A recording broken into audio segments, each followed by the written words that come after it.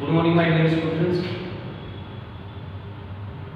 आज 9th class के लिए मेरी एक नई शुरुआत की जा रही है और जिसमें आपको सभी को पता है कि मैं इंग्लिश सब्जेक्ट पढ़ाता हूँ, तो इंग्लिश का एक टॉपिक लेकर के चलेंगे। और 9th क्लास में जो आपके ग्रामर के काफ़ी जो टॉपिक चलते हैं उसमें पार्ट्स ऑफ स्पीच भी चलता है, नरेशन भी चलता है, सब्जेक्ट ऑफ एग्रीमेंट भी चलता है। उन्हीं टॉपिक में से आज हम एक टॉपिक के बारे में चर्चा करेंगे। जो हमारा टॉपिक कौन सा है? नरेशन। अब इस टॉपिक में थोड़ी सी आपके लिए एक बेसिक जानकारी आपको मैं दे दूं। इस टॉपिक में सबसे पहले आपको जरूरत पड़ेगी टेंस की, और जैसा कि मैं उम्मीद करता हूं कि आप लोगों को टेंस की जो चार्ट है, चार्ट का मतलब आपको इतना सा टेंस का ध्यान होना चाहिए, आपका बेस कंप्लीट होना चाहिए कि एक्चुअली कौन सी होती है कौन सी टेंस की, और मैनुअल कौन सी टेंस की कौन सी होती है। उसके अलावा आपको टेंस से ज़्यादा कोई बेसिक, उससे ज़्यादा इस नरेशन में कोई टेंस आपका काम नहीं है। इतना सा आपको अगर कंप्लीटली पता हो तो आप आराम से इस टॉपिक को समझ सकते हैं। वैसे भी मैं टॉपिक के साथ साथ में आपको टेंस के माध्यम से भी टेंस को भी एक्सप्लेन करते हुए नरेशन को कंप्लीट करेंगे। फर्स्ट ऑफ ऑल मैं आप लोगों से कहना चाहता हूँ कि आप लोग अगर वीडियो देख रहे हैं तो आप लोग क्वालिटी को जरूर इंक्रीज कर लें। वीडियो की क्वालिटी को इंक्रीज करेंगे तभी आपको जो स्क्रीन पे जो लिखा हुआ जो दिखाई दे रहा है, ब्लैक बोर्ड पे जो लिखा हुआ है वो आपको क्लियर दिखाई दे सके।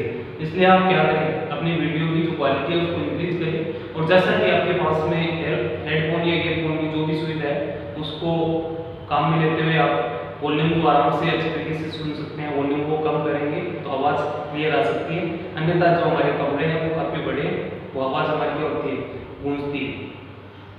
इसलिए साउंड की प्रॉब्लम इसी से सॉल्व हो सकती है कि आप हेडफोन या ईयरफोन का प्रयोग करेंगे, और जो ब्लैक बोर्ड पे जो मटेरियल जो आपको सामने दिखाई दे रहा है वो दिखाई देना नहीं देना, आप वीडियो की क्वालिटी को इंक्रीज करेंगे जरूर आपको दिखाई देगा। ओके स्टूडेंट्स, आज हम शुरू करते हैं नरेशन।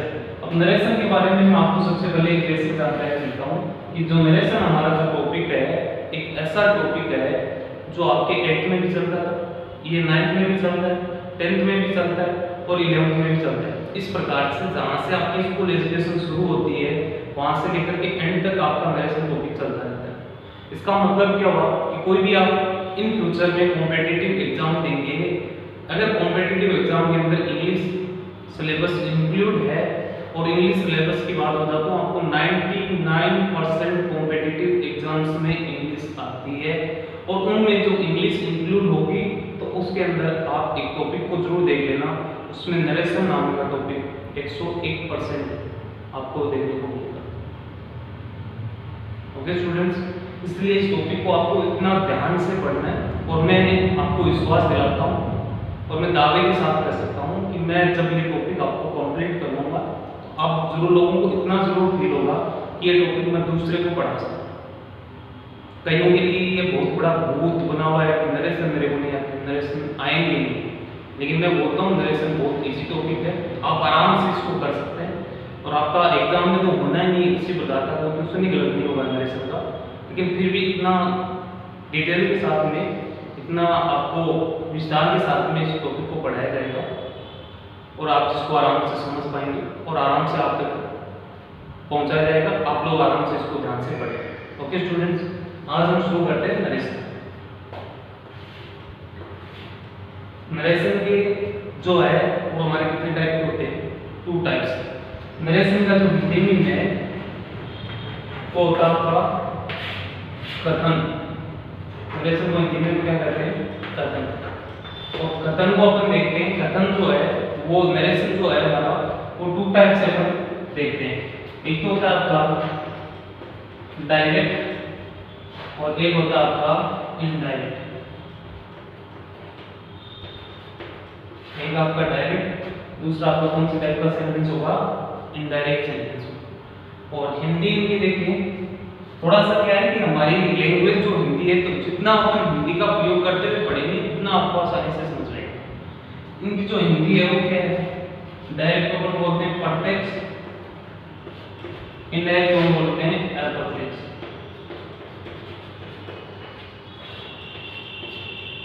अब कई लोगों को तो हल्के फुल्के डायरेक्ट जो नरेशन का टॉपिक है वो आता भी है, लेकिन उनको ये नहीं पता आज तक कि डायरेक्ट किसको कहते हैं और इनडायरेक्ट किसको कहते हैं। वो तो इतना जानते हैं कि क्यूटेशन मार्क्स के अंदर जो सेंटेंस है वो डायरेक्ट का है, और हमने क्यूटेशन मार्क्स को हटा दिया, इसका मतलब वो सेंटेंस कैसा बन गया, इनडायरेक्ट। ऐसा कुछ नहीं, इसमें बहुत डिफरेंस है। कैसे कि आप जब भी किसी बात के ऊपर, किसी इश्यू के ऊपर आप एक दूसरे लोग क्या कर रहे हैं, डिस्कस कर रहे हैं, तो उसमें हम देखते हैं, या कोई मीटिंग है उसमें भी हम देखते हैं, एक तो होता है ऑडियंस और एक आपको देखने को मिलता है आपका स्पीकर। स्पीकर का मतलब एक तो आपको कौन मिलेगा, वक्ता, और ऑडियंस का मतलब आपको कौन दिखाई देंगे, श्रोता। कहने का मतलब कोई भी दो लोग बात कर रहे हैं, उसमें एक तो बोलने वाले होगा और दूसरा सुनने वाला जरूर होगा। बोलने वाला आपका कौन है, स्पीकर, और जो आपका सुन रहा है वो कौन है आपके लिए, ऑडियंस, जिसको अपन क्या बोलते हैं, श्रोता। इन दो के माध्यम से आप डायरेक्ट इनडायरेक्ट को समझने की कोशिश करेंगे। कैसे कि डायरेक्ट सेंटेंस वह सेंटेंस है जो स्पीकर के द्वारा बोला गया। बोलना तो काम किसका है, हमेशा स्पीकर का ही। बोलना किसका है, स्पीकर का ही। जैसे स्पीकर के द्वारा कही हुई स्टेटमेंट, कहे हुए स्टेटमेंट या कही हुई बात को ऑडियंस सुनेगा। ध्यान से सुनना कि स्पीकर के द्वारा बोले गए स्टेटमेंट, स्पीकर के द्वारा बोले गए स्टेटमेंट को ऑडियंस सुनकर के स्पीकर के शब्दों में एक्सप्रेस करे, वो सेंटेंस कैसा आपका डायरेक्ट। कहने का मतलब कि स्पीकर ने कुछ कहा, सुना किसने, ऑडियंस ने, और ऑडियंस ने सुन लिया, लेकिन अपने शब्दों में उसको कन्वर्ट न करके वापस किसके शब्दों में बोला, स्पीकर के शब्दों में वापस सेंटेंस को प्रेजेंट किया, उसको एक्सप्रेस किया, तो वो सेंटेंस कैसा होगा आपका। बात करते हैं किसकी, इनडायरेक्ट, कि स्पीकर के द्वारा कहा गया स्टेटमेंट या बोला गया स्टेटमेंट ऑडियंस सुन करके अपने शब्दों में बोले, ऑडियंस किसमें बोले, अपने शब्दों में बोले, वो सेंटेंस कैसा होगा आपका, इनडायरेक्ट। इसमें होता क्या है, ऑडियंस क्या करता है, अपने शब्दों में एक्सप्रेस, किसमें, अपने शब्दों में, यानी ओन वर्ड्स का प्रयोग करता है। ओन वर्ड्स के माध्यम से जो स्टेटमेंट है उसको बताता है। क्लियर, दोबारा बताओ कि स्पीकर के द्वारा कहा गए स्टेटमेंट को या बोले गए स्टेटमेंट को ऑडियंस सुन करके, ऑडियंस को सुनने का काम ऑडियंस का ही, वो सुनेगा वापस, अगर वो स्पीकर के शब्दों में बोल दे कि जिसके द्वारा बात कही गई है उसी के शब्दों में अपन बात को सीधी सी जवाब में अपन कह सकते हैं कि जिसके द्वारा बात कही गई है उसी के शब्दों में एक्सप्रेस वापस बता दे, तो वो डायरेक्ट ही। और जिसके द्वारा बात कही गई है उसको अपने शब्दों में कन्वर्ट करके हम बोले तो वो सेंटेंस कैसा होगा आपका, इनडायरेक्ट सेंटेंस होगा। आई होप कि आप लोगों को डायरेक्ट और इनडायरेक्ट क्लियर समझ में आए किस सेंटेंस को हम डायरेक्ट करते हैं और किस सेंटेंस को अपन इनडायरेक्ट। अब नेक्स्ट देखते हैं, इनके एग्जांपल्स के माध्यम से समझते हैं कि कैसा सेंटेंस। जैसे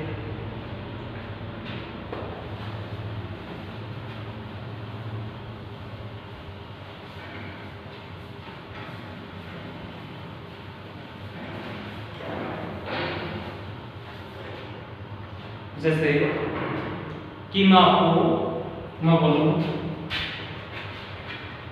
Ram said to me I am going to Jaipur. I am going to Jaipur. इस पार्ट को एक बार के लिए लीव कर रहा हूँ, यहाँ पे वापस एज इट इज लिख रहा हूँ, हालांकि मैं lower statement Ram said to me. इस सेंटेंस पे आप ध्यान नहीं देंगे, इस सेंटेंस को एक बार ऐसे छोड़ दो, उसके बाद में जो आगे वाला जो सेंटेंस है जो दैट होगा वो भी इंक्लूड कर देता हूँ इसके अंदर। अब इस सेंटेंस को मैं चेंज करके लिखता हूँ, he was going to Jaipur. ये जो सेंटेंस है वो आपका कैसा सेंटेंस है, डायरेक्ट, और ये जो सेंटेंस है आपके सामने वो आपका कैसा सेंटेंस है, इनडायरेक्ट। क्लियर? मैंने डायरेक्ट और इनडायरेक्ट सेंटेंस का एग्जांपल्स दिए हैं, आपको पता है, लेकिन एक्सप्लेन करके बताऊं। एक बार सपोज दैट कि मैं कहीं से जा रहा हूँ और आप में से किसी लोग, एक आदमी मेरे से मिला जिसका नाम, कोई लड़का था जो मेरे से मिला और उसका नाम क्या था, राहुल था। उसका नाम क्या था, राहुल था। और वो जैसे ही मेरे पास से गुजरा तो उसने मेरे को देख लिया और उसने बोला कि आज से कहाँ जा रहे हैं। तो मैंने क्या बोला, I am going to Jaipur. एक बार आराम से आप छोड़ दो इसको, यहाँ पे ध्यान कि मैंने क्या जवाब दिया कि I am going to Jaipur. मैं आज कहाँ जा रहा हूँ, मैं जयपुर जा रहा हूँ। ठीक है, अब होगा क्या कि वो बच्चा स्कूल आ रहा था, मेरे से मिला, मैं बस स्टैंड पे खड़ा था, तो उसको लगा कि कहीं जा रहे हैं। उसने पूछा कि सर कहाँ जा रहे हैं, मैंने बोला मैं जयपुर जा रहा हूँ। अब वो स्कूल में आया, स्कूल में आया और स्कूल में आकर के उस बच्चे ने अपने जो क्लासमेट थे, कि अपन देखते हैं कोई टीचर के बारे में सबसे पहले आकर के बताते हैं कि आज तो वो टीचर ये कर रहा था, वो कर रहा था। तो उसने स्कूल में आकर के बताया आज कि आज तो जयपुर जा रहे थे। तो क्लास में आकर के वो क्या बोलेगा कि सर ने मेरे से कहा कि वह जयपुर जा रहे हैं। सेंटेंस को सुनना, सेंटेंस को सुनना। सर ने मेरे से कहा कि वह जयपुर जा रहे थे,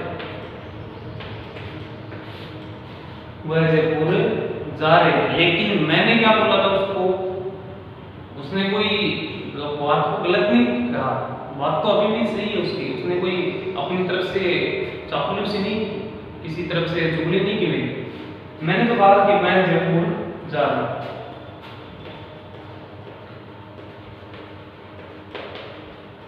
मैं जयपुर जा रहा हूं। ये तो किसका स्टेटमेंट है, मेरा स्टेटमेंट है। किसका स्टेटमेंट है, मेरा स्टेटमेंट है। तो मैंने क्या बोला, स्पीकर का स्टेटमेंट है, मैं जयपुर जा रहा हूं, मैंने बोल दिया। बच्चे ने क्लास में आकर क्या बोला कि वह जयपुर जा रहे थे, वह जयपुर जा रहे थे। उसने मैं को किसमें कन्वर्ट कर दिया, वह में, और प्रेजेंट को किसमें बना दिया, पास्ट। देखना है इसको गौर से कि जो टेंस प्रेजेंट का था उसको किसमें बदल दिया उसने, पास्ट में बताइए वो बात। क्योंकि जब वो मेरे से मिला तो वो तो हमारे लिए प्रेजेंट था, लेकिन जब वो क्लास में आएगा तो इसका मतलब वो जो पीछे का जो उसका वक्त था, जो टाइम था, वो किसमें चला गया, बीत गया, उसमें किसमें हो गया, पास्ट में। तो इसका मतलब वही बात बताएगा जब उस टाइम पे मेरे से मैंने उसको कही थी, वो बात बताएगा। तो वो बात किसमें चलेगी, वो अब तो प्रेजेंट चल रहा है, वो बात किसमें चलेगी, पास्ट में चलेगी। इसका मतलब वो डायरेक्ट से इनडायरेक्ट में जैसे सेंटेंस को बोलेगा, अपने शब्दों में जैसे बोलेगा, तो अपने शब्दों में बोलते ही तो क्या बताएगा, सेंटेंस कैसा हो जाएगा, इनडायरेक्ट। क्योंकि ऑडियंस तो मैं, सॉरी स्पीकर तो मैं और ऑडियंस वो था, पर उसने अपने शब्दों में, ऑडियंस ने अपने शब्दों में, मैंने तो मैं बोला था, उसने क्या लगा दिया, उसको वह लगा दिया। इसका मतलब क्या हुआ, उसने अपनी तरफ से सेंटेंस को चेंज कर दिया।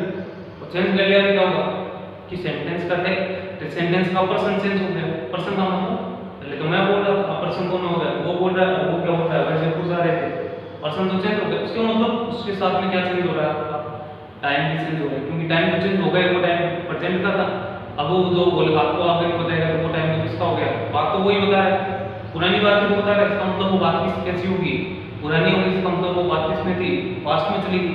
इसका मतलब कि यहाँ पे ये सेंटेंस कैसा था, डायरेक्ट, ये सेंटेंस कैसा था, इनडायरेक्ट। ये इतना सा परिवर्तन जरूर आता है उसमें।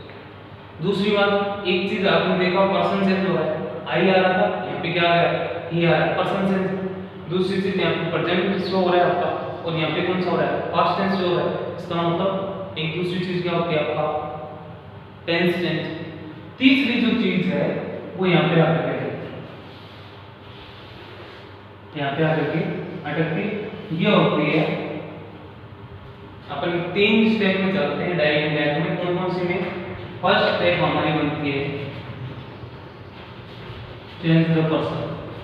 जब भी अपन डायरेक्ट से सेंटेंस को इनडायरेक्ट बनाएंगे तो हमको पता है कि जैसे डायरेक्ट से इनडायरेक्ट में अगर पर्सन चेंज होगा तो हमको करना है, क्लियर है।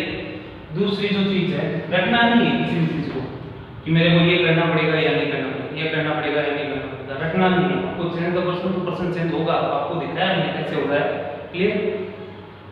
दूसरा चेंज द टेंस, टेंस को चेंज करना हुआ है, आपने देखा है यहाँ पे हुआ भी है, तो इसका मतलब आपको भी टेंस क्या करना पड़ेगा, चेंज करना पड़ेगा। और तीसरा जो आपका आता है चेंज द अदर वर्ड।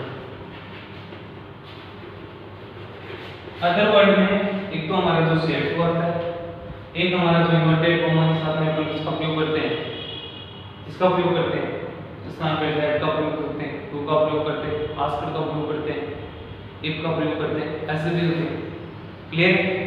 तो 3 चीज आपने देखी कि अगर डायरेक्ट को सेंटेंस को आपको इनडायरेक्ट में चेंज करना है तो 3 चीज आपको सबसे पहले क्लियर करनी है कि पर्सन चेंज होगा, टेंस चेंज होगा और चेंज होगा अन्य जो शब्द है वो भी चेंज होगा। अब ये मत सोचना कि सर ने इतना छोड़ दिया कि चेंज होगा। मैं बताऊंगा कि पर्सन को कैसे चेंज करना है, मैं आपको ये भी बताऊंगा कि आपको टेंस कैसे चेंज करना है, और मैं आपको ये भी बताऊंगा कि आपके अदर वर्ड है वो कैसे चेंज करना है, क्लियर। अब आपको एक बेसिक सी जानकारी देता हूँ। मैं बार बार एक शब्द बोलूंगा, उस शब्द को जैसे मैं बोलूं, क्योंकि मैं सेंटेंस में जैसे आपको एक्सप्लेन करते हुए सेंटेंस को बनाएंगे तो मैं एक ही वर्ड बोलूंगा। मैं ये नहीं बोलूंगा इसमें देखो, इसमें देखो, मैं बोलूंगा reporting speech, reported speech, clear है। अब देखना भी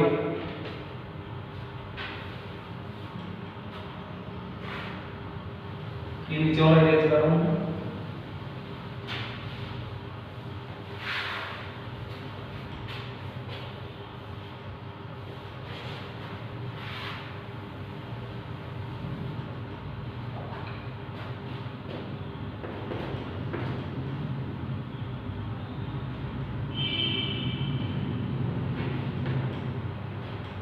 Ram said to me, I am going to Jaipur.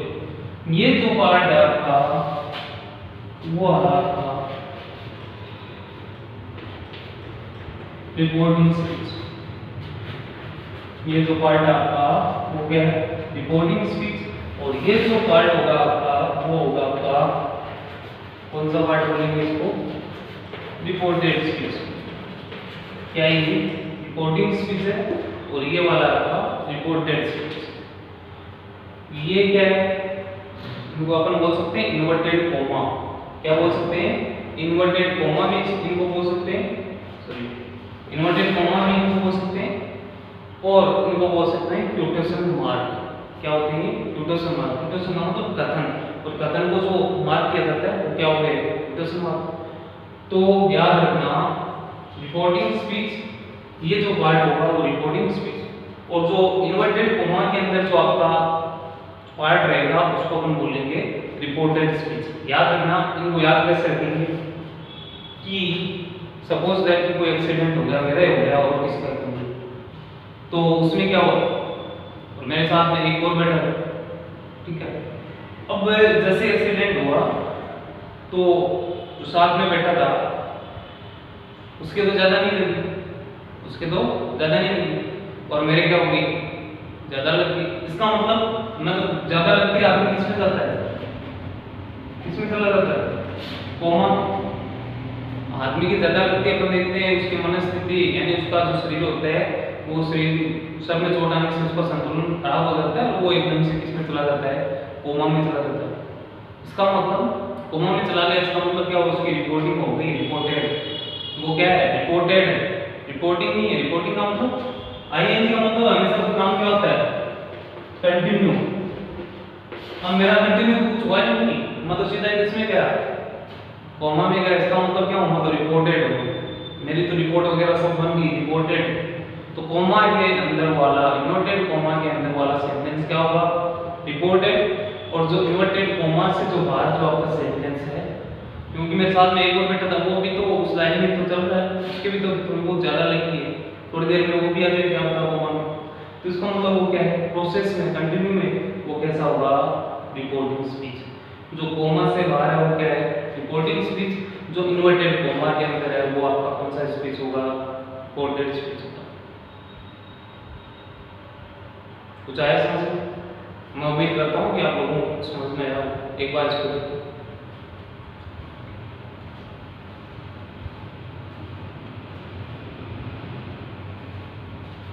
हो गया। अब इसको इरेज कर दो। अब सबसे पहले अपन बात करेंगे चेंज ऑफ पर्सन। आपको कोई चीज नोट करनी हो तो वीडियो को बैक करके आप स्क्रीनशॉट ले सकते हैं। वीडियो को बैक करके आप लोग क्या कर सकते हैं, इसको नोट कर सकते हैं। वीडियो को पॉज करके उसको आराम से लिख सकते हैं। ये इरेज कर दिया, इसका मतलब आपके पास में तो सेव है चीज।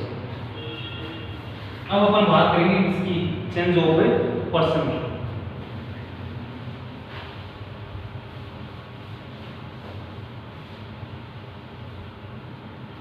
कि पर्सन को कैसे चेंज करते हैं। अब चेंज ऑफ पर्सन के लिए मैं आपके लिए सामने एक टेबल बनाता हूं।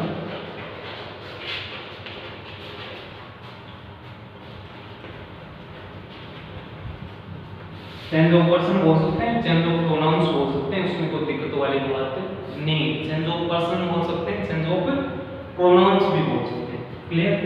तो इसमें अपन देखते हैं, यहाँ पे फर्स्ट, यहाँ पे सेकंड और ये थर्ड।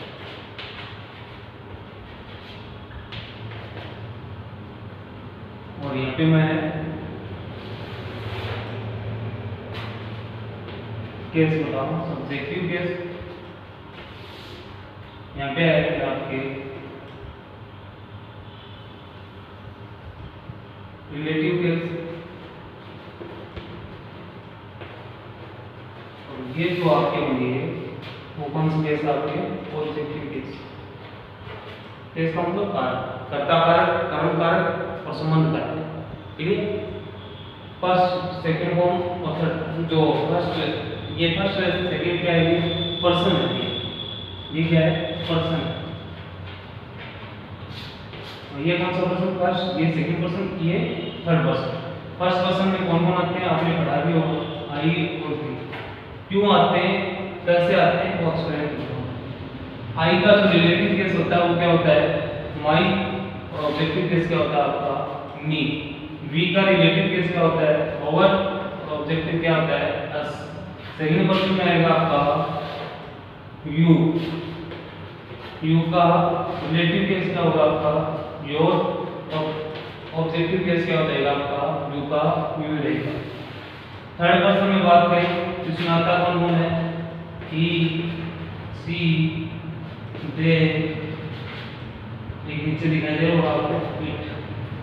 ही, सी, दे और इट, ये थर्ड पर्सन में आएंगे। ही का जो रिलेटिव केस रहेगा आपका वो आपका हिज। और ऑब्जेक्टिव केस क्या है आपका, हिम। सी का रिलेटिव केस क्या है आपका, हर। और ऑब्जेक्टिव भी क्या रहता है आपका, हर। दे का रिलेटिव केस देयर और ऑब्जेक्टिव केस क्या हो जाएगा, देम। इट का रिलेटिव केस क्या होगा, इट्स। और ऑब्जेक्टिव केस वापस क्या हो जाएगा, इट का इट। और जो किसी का भी नाम हो, यहाँ पे लिख रहा हूँ, नेम हो, वो भी किस में आता है, थर्ड पर्सन में आता है। नेम भी किस में आता है आपका, थर्ड पर्सन में आता है। अब इसको आपको मैं एक्सप्लेन करता हूँ कि कैसे इनको फर्स्ट पर्सन सेकंड पर्सन कैसे बोलते हैं। याद करने वाली रखने वाली चीज नहीं है, समझने की कोशिश कि भी मैं कोई बात बोलूंगा, इसका मतलब मैं कौन हूँ, आई। मैं कौन हूँ, आई। आई तो क्या हो गया, बोलने वाला तो आई है हमेशा। सुनने वाला मैं तुम्हारे लिए किस वर्ड का यूज करूंगा, यू। इसका मतलब मैं तो पहला आदमी, और जो मेरे सामने बैठा है जिसको मैं बार बार यू बोल रहा हूँ वो कौन है, सेकंड पर्सन। पहला आदमी कौन है, आई। तो सेकंड पर्सन कौन हुआ, यू। क्लियर है, ये आई और ये सेकंड पर्सन आपका यू। बात करते हैं वी की। सेकंड पर्सन के रूप में यू के लिए अपन एक को बोले, 5 लोग बैठे हैं, यू का प्रयोग करते हैं। तो यू के लिए मान लो मेरे सामने 2 लड़के बैठे हैं और उनको मैं कुछ बता रहा हूँ, मैं बताऊंगा तो आई और उनको सुनाऊंगा तो यू आर इस प्रकार से। अब होगा क्या कि वो बोलेंगे, कौन बोलेंगे, 2 लड़के बैठे हैं, वो बोलेंगे sir we are standing there, हम तो वहां खड़े हैं। Sir we are standing there किसका प्रयोग करेंगे, 2 लोग बैठे तो वी का प्रयोग करेंगे, 2 लोग बैठे तो वी का प्रयोग करेंगे, अकेला कोई बोलेगा तो किसका प्रयोग करेगा, आई का प्रयोग करेगा।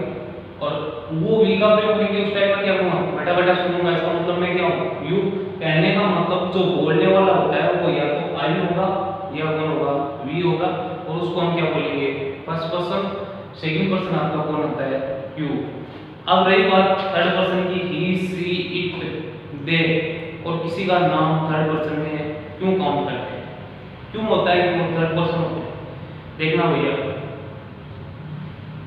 आपकी क्लास में सपोज है कि आप क्लास में बैठे और आपकी क्लास में 25 बच्चे हैं, 25 स्टूडेंट्स आपकी क्लास में, और उन 25 स्टूडेंट्स में से एक स्टूडेंट जिसका नाम है रोहित, वो नहीं है, रोहित नहीं है, मैं कोई भी टीचर अटेंडेंस ले रहा है,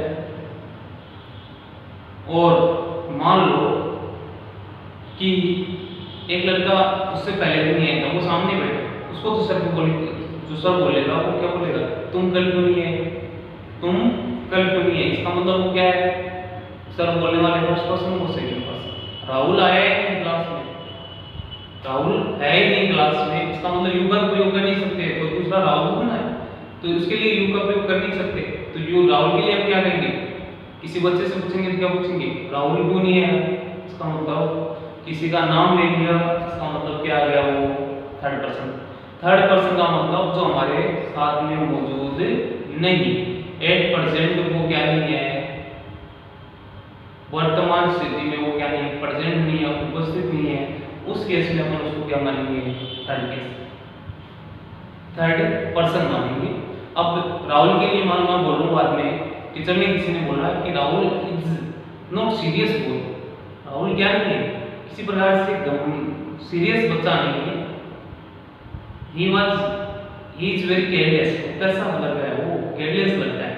तो इसका मतलब राहुल के लिए किसका प्रयोग किया जा रहा है, ही का प्रयोग। राहुल के लिए किसका प्रयोग किया जा रहा है, ही का प्रयोग। मान लो मैं राहुल आ गया तो ये थोड़ा बोलेंगे ही इज केयरलेस, वो सर क्या बोलेंगे, यू आर केयरलेस, यू तो सामने खड़ा है, मौजूदा तो यू बोलेंगे। इसका मतलब थर्ड पर्सन तो हमारे पास में नहीं होता है। हम बातों बातों में ये भी बोलते हैं कई बार कि दो के बाद में, 2 जनों के बाद में तीसरे को नहीं आना चाहिए, तो थर्ड पर्सन तो अलाउड ही नहीं है, थर्ड पर्सन को तो आने नहीं है। इसका मतलब तीसरा नहीं है, वो क्या होता है हमेशा थर्ड पर्सन होता है, होता है नहीं होता है। अपन किसी समझौते की बात करते हैं कि हमारे दो बीच में जो बात है थर्ड पर्सन के पास में नहीं जानी चाहिए। थर्ड पर्सन का मतलब जो हमारे पास में नहीं है उसके अलावा किसी के पास में नहीं जानी चाहिए। जो हमारे पास में बैठे हैं उनके पास तो बात को पता है, लेकिन थर्ड पर्सन के पास में नहीं जानी चाहिए। तो ही भी राहुल के लिए प्रयोग हुआ, नाम भी राहुल के लिए हुआ, तो इसका मतलब ये किसमें आता है, थर्ड पर्सन। सी का वो लड़की का एग्जांपल ले लो, लड़की की जगह, और वो भी सी का होगा, सीमा हो गई, सीमा राहुल की जगह सीमा को मानो, सीमा नहीं है, वही क्या हो गया, सी। अब एक बात किसकी, दे की, राहुल और सीमा दोनों, कौन, राहुल और सीमा दोनों ही नहीं है, और दोनों नहीं है इसका मतलब दोनों के लिए ये बोलेंगे दे आर केयरलेस, तो कैसे है, लापरवाह है, वो मतलब नहीं, वो पढ़ने से उनको कोई मतलब नहीं है।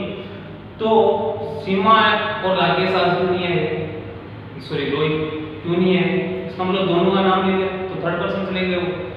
और वे दोनों क्यों नहीं है, या वे दोनों कैसे स्टूडेंट है, दे आर केयरलेस स्टूडेंट्स, वो कैसे स्टूडेंट है, केयरलेस है। इसका मतलब प्रयोग किसका किया जा रहा है, दोनों के लिए दे का प्रयोग, जहाँ पे बहुवचन होगा वहाँ पे किसका प्रयोग करेंगे, हम दे का प्रयोग करेंगे। रहा आपका कौन, इट, इट किसके लिए होता है, नॉन लिविंग थिंग यानी निर्जीव वस्तु के लिए, या फिर इट का प्रयोग किसके लिए करते हैं हम लोग, एक तो नॉन लिविंग थिंग के लिए, और दूसरा इट का प्रयोग हम किसके लिए करते हैं, एनिमल्स के लिए किसका प्रयोग करते हैं, इट का प्रयोग। क्योंकि इट का वैसे भी देखें तो थर्ड पर्सन में कैसे आएगा कि जानवर कभी बोलता भी नहीं, बोलता है अपनी भाषा में बोलता है कि हम लोग समझ नहीं पाते। क्लियर। उसके बाद में रिलेटिव और ऑब्जेक्टिव के साथ नेक्स्ट क्लास में, आज के लिए इतना सफिशिएंट है। और नेक्स्ट क्लास में जरूर आपको रिलेटिव गैस कैसे बने, ऑब्जेक्टिव गैस कैसे बने, उनको कैसे याद रखें, बिल्कुल आपको समझाऊंगा। आपको ये चार्ट आपको अच्छी तरह से याद भी होना चाहिए। कल अपन शुरू ही कर देंगे नरेशन को चेंज ऑफ पर्सन से, और इस कहानी को एक्सप्लेन करते हुए साथ में शुरू करेंगे। ओके स्टूडेंट्स, आज के लिए इतना सफिशिएंट है। नेक्स्ट क्लास में हम नरेशन को लेकर के आगे चलेंगे। ओके।